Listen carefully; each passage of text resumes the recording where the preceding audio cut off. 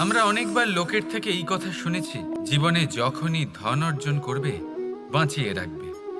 কি হয়, কঠিন পরিস্থিতিতে আপনার খারাপ সময় তা আপনার কাজে আসে।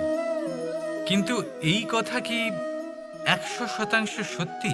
ভাবুন, এই সমস্ত ধন যে আপনি অর্জন করেছেন তা কি আপনাকে সুস্বাস্থ্য দিতে পারবে?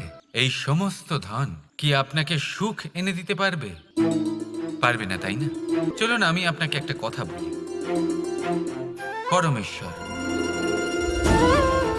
ঈশ্বর,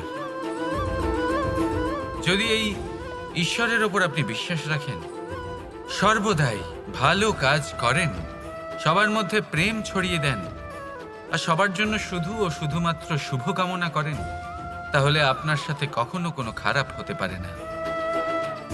তাই সময় বদলান, সময় বদলানোর উপকরণ নয়।